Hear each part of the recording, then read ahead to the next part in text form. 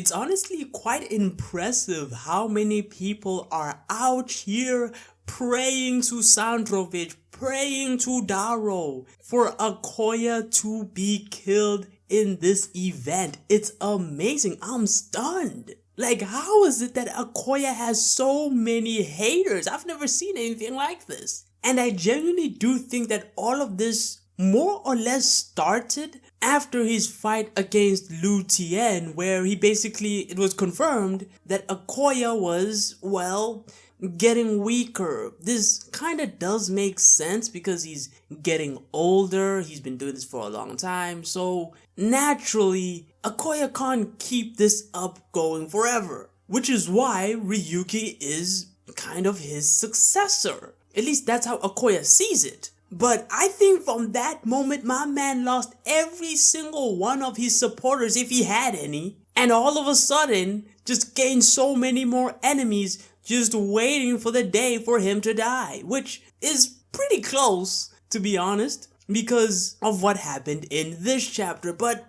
let me not get too ahead of myself. Let's start off with the fight between, of course, Setsuna and Niko, which is going pretty well for Setsuna. I think a lot of people weren't expecting Setsuna to be doing this good against Niko, mainly because a lot of people see Niko as probably one of the strongest characters in the series. And I will probably have to do a video on just how strong Niko is, or at least a prediction for a general ballpark.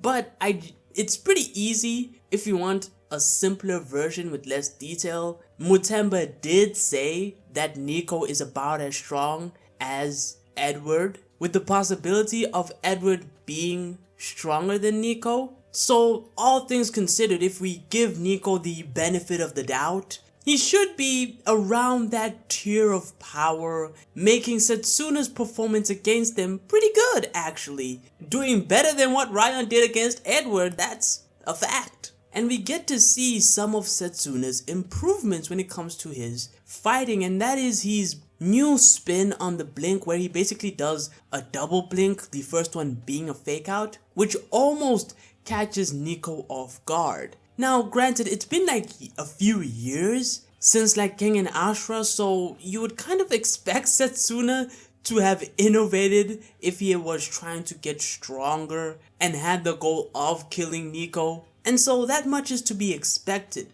Although I am a bit worried when it comes to scaling Setsuna, because I guess it will depend on how well he does against Niko here. The problem is, and this will be a spoiler for the Akoya section, but I don't think this event is going to conclude. I think what's happened with Shen Wulong and Kuroki is probably gonna happen here as well, to a certain extent, mainly because this seems to be the flow of how these next few chapters are going, because we're approaching a pretty big milestone chapter, and that is chapter 250. Now, milestone chapters are important. Chapter 50 had the return of Oma. Chapter 100 had Meguro actually defeating Jurata, a character of basically equivalent mastery as Kuroki, just straight up losing a pivotal moment in the series. At least I think so. 150! I think we went to...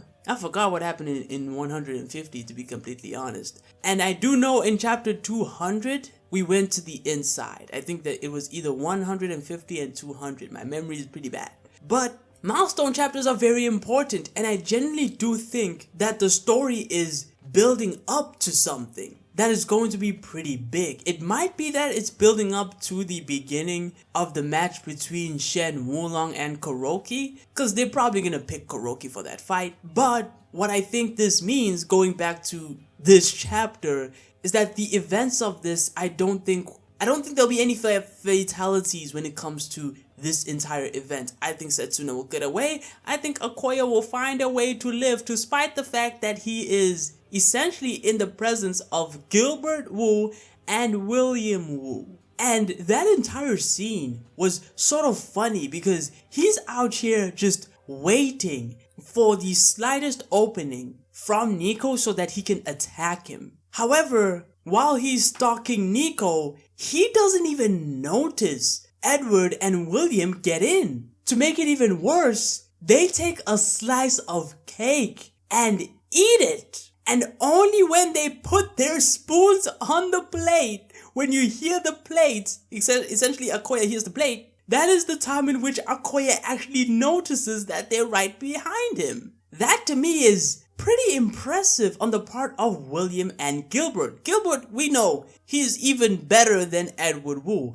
But William has been hinted to be fairly powerful as a combatant as well, considering the fact that he could straight up sense the power of the connector. Now, granted, when he first saw Shen Wulong, he wasn't sure of his power, but his body reacted. Now, this is where I would put him between Mukaku and Zaiji when it comes to this category.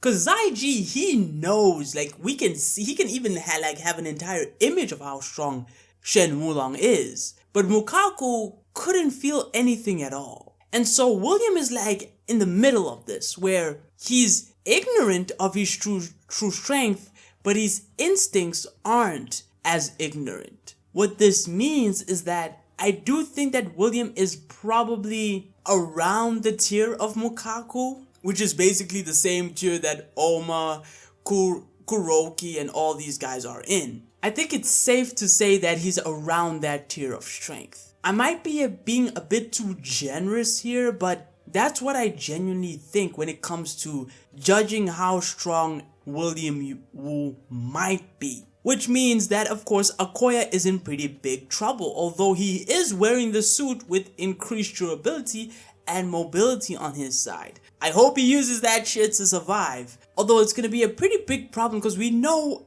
Akoya isn't the type of person to straight up quit. He will carry on fighting William even if it seems like he's straight up losing. And so I think Gilbert will inevitably have to get involved because Akoya is just that stubborn. But this chapter instantly flipped what was an advantageous position for Setsuna and Akoya because everyone thought it was going to be a 2v1 and that somehow Niko was going to win anyways. But now that it's like a 3v2, yeah, it's pretty bad. Setsuna and Akoya have no shot at succeeding at whatever they're trying to do here. And so, now that their chances are essentially now zero, maybe Setsuna kind of has a chance. No one's really expecting it, but he could be strong enough to go up against Tiger Niko and give him a run for his money. Since we don't know how much Setsuna has improved by, and it seems like even though he's on the back foot, when it came to his fight against Niko, both of them haven't really gotten too serious yet. Although Niko definitely seems like he's ahead of his fight when it comes to Setsuna. I think it's almost guaranteed that Niko will win. But I guess we'll see what happens next year. For anyone who is still praying for Akoya to actually die, genuinely speaking, I don't think he's gonna die. I don't even think Setsuna is gonna die. I think all of this will be delayed. But if it does reach its conclusion, it's looking bad for everyone involved, honestly. And by everyone, I mean Setsuna and Akoya specifically. Which sounds kind of stupid now that I say it out loud. But yeah, if you like the review, don't forget to like and sub. And until next time, take it easy.